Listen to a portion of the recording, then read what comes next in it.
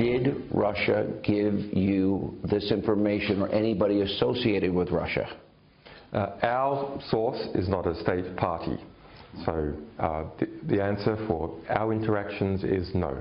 You did not get this information about the DNC, John Podesta's emails. Can you tell the American people 1,000% you did not get it from Russia or anybody associated with Russia?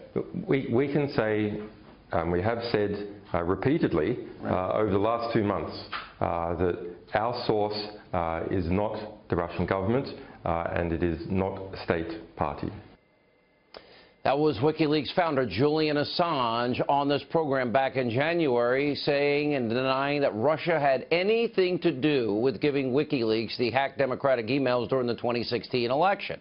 Now, this is important as we continue with the Executive Vice President of the Hill, John Solomon. I've interviewed him, as I said, 4 times on radio. I've interviewed him once on television. And here's an interesting sidebar.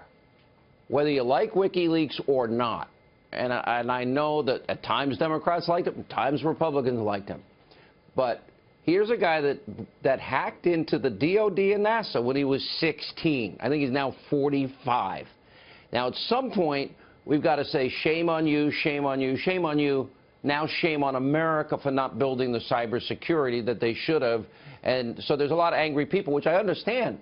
Sure. But they also have a responsibility. But 11 years, WikiLeaks has never gotten it wrong. So Rohrabacher, the congressman from California, meets with him. Right. And Julian is saying he's got the proof it wasn't Russia. And he would be the one guy, I think, in the whole world that would know more than anybody. So here's the question. Rohrabacher now has a message for the president. What did he tell you about that?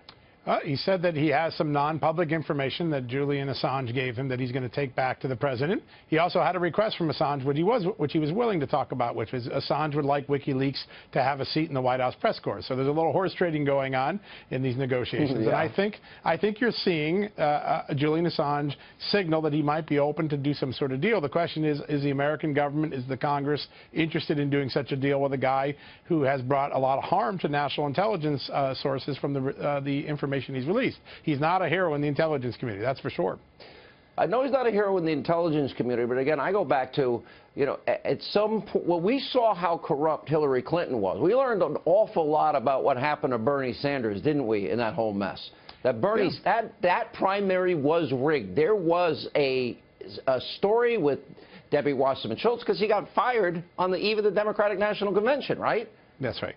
Yeah, no, listen, there's 3 things that Julian Assange over the last 10 years has brought to light. One, how penetrable our supposedly secure systems in government were, how easy it was to hack.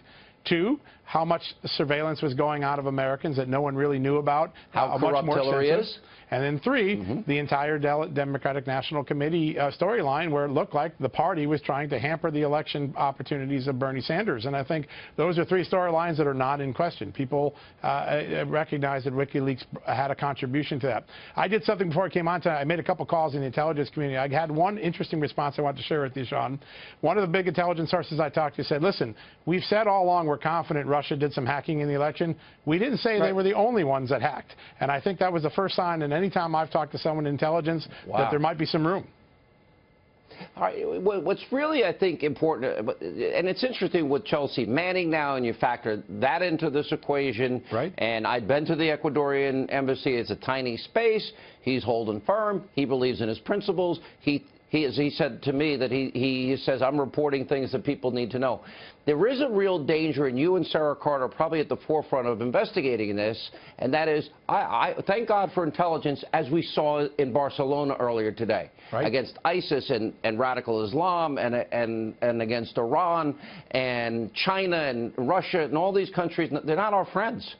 They're not our friends, and we need to know about dangers that we may face. We give them the most powerful tools, but if those tools are turned against the American people and used against the American people illegally, because we have laws that prevent that, that's a very dangerous scenario. What about the IT guy of Debbie Wasserman Schultz that got 4 counts today charged with? Yeah, very interesting, right? There's a lot we don't know in that case as well. But this is a gentleman that worked in the ID department, had access to congressional computers, congressional secrets, possibly her DNC email, and he's now been indicted on 4 charges, mostly related to bank fraud and other questions that have come up. But there's a lot of new information that I'm hearing in law enforcement circles that they're developing about what he did at day, at night, and I think they're looking at some possible connections to other activity besides the charges that were filed today. And I think we're going to learn a lot from the Capitol Police, the FBI, in the coming months about that case. That's a very open and uncertain question about what happened to Debbie Wasserman Schultz's emails. It's going to be interesting to see what Dana Rohrabacher came back with, and I think the American people need to know the truth. And I'm calling on Robert Mueller tonight. He is investigating supposed collusion. He has a duty to find out what that information is, and the same thing with Congress. The Republicans are in charge. They have subpoena powers, investigative powers. They need to do their job, because this has been 11 months long, no evidence yet presented. Thank you, John Solomon. Keep up the good work.